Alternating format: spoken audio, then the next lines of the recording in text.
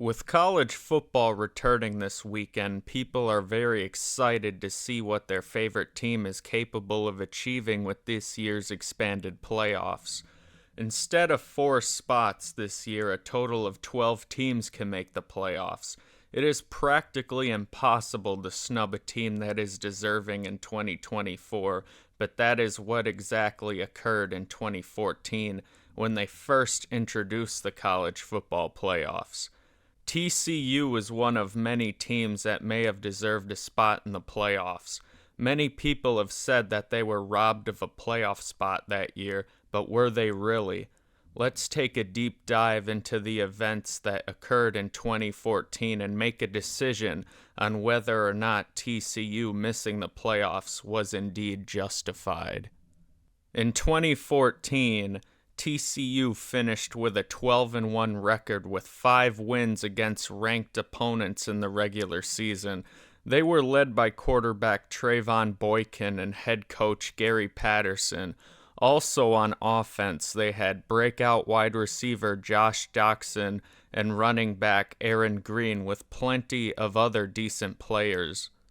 On defense, they had one of the best players in the nation at the time in Paul Dawson.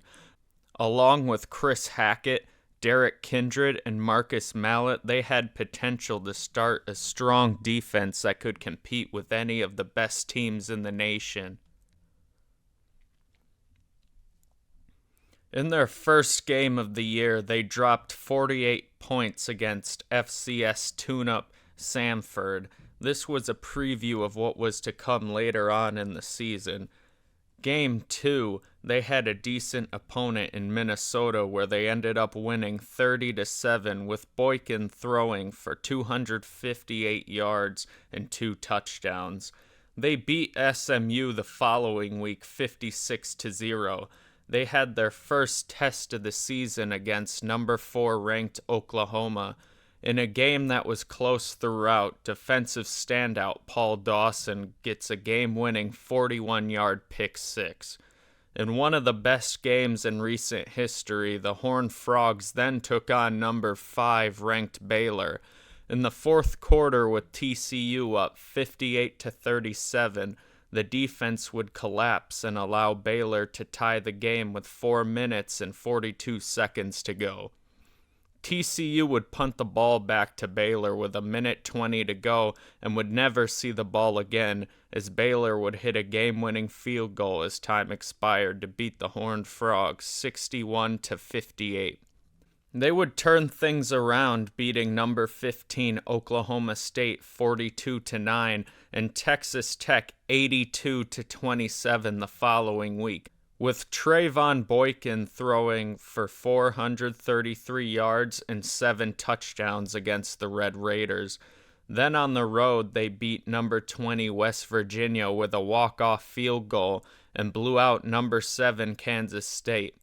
The following week, they narrowly defeat Kansas 34-30 and then once again proceed to blow out their next opponent, Texas, 48-10. The final game of the season was against Iowa State. TCU was ranked number 3 in the nation before this game. They get the job done and wipe the floor with the Cyclones 55-3. Anticipated. They don't know their fate just yet. And here's how we're going to do it this time. I'm going to go ahead and show you number 4, and then we'll pop out number 5 and 6. None of us know who it is. So, who will play Alabama?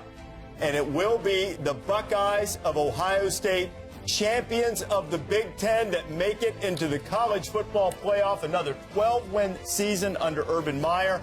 And 5 and 6 left out in this order. Baylor, head of TCU. So Baylor, that's not much consolation for the Bears, I wouldn't think, finishing ahead of TCU, yet behind Ohio State in the rankings. And we saw just how tight the resumes were. But what exactly happened? During the college football playoff selection show, Alabama, Oregon, and Florida State take the first 3 spots. With only 1 spot remaining, multiple teams were expecting to make the playoffs, with TCU, Ohio State, and Baylor anxiously waiting to hear their name called for the right to play for a national championship. The Ohio State Buckeyes would end up claiming the number 4 spot in the college football playoffs. TCU started as the number 3 team in the nation that week and ultimately fell all the way to number 6, even after doing what they needed to do by beating Iowa State. Now for the messy part of the video. Who out of those 3 teams actually deserved that final spot in the playoffs? In a year that had more than 4 deserving teams, who should have made it? Let's take a look at each team's resume and make a decision to see if the committee made the right choice. TCU in the regular season finished 11-1, had 5 ranked wins, and their only loss was against rival number 5 ranked Baylor. They averaged 46.5 points a game and gave up 19 points a game, and were named Big 12 co-champions with Baylor, as the Big 12 did not have a championship game, which was a huge blow to both of these teams. Baylor also finished with an 11-1 record, only 3 ranked wins, and their only loss was against an unranked West Virginia team, 41-27, the same team that TCU would end up beating 2 weeks later. They averaged 48.2 points a game and gave up 25.5 points. And they were also named Big 12 co-champions. Ohio State finished 12-1. They had 3 ranked wins, and their only loss was in their second game of the year against an unranked Virginia Tech team that finished 7-6. They lost 35-21. They ended up beating number 13 Wisconsin 59-0 in the Big Ten championship game. They averaged 44.8 points a game and gave up 22 points. So who actually deserved the final spot in the college football playoffs? In my honest opinion, I believe that TCU should have made the playoff. I think they had the strongest resume out of the bunch. Sure, Baylor had the tiebreaker over TCU, but it was only a 3-point loss in a game that TCU was dominating until the fourth quarter. Ohio State and Baylor both got beaten by multiple scores to unranked teams. The biggest hit to TCU's resume was the Big 12 not having a championship game during that time, and not being able to have that much anticipated rematch with Baylor.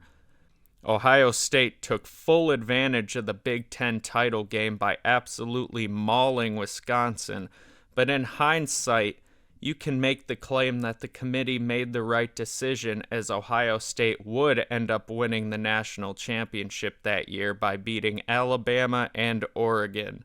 I truly believe TCU was a victim of the times, as this was the first year the college football playoffs would be implemented.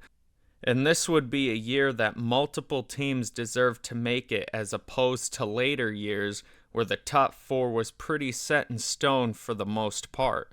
My biggest gripe with this whole thing was TCU being ranked number 3 before the conference title games and falling all the way to 6 after blowing out Iowa State.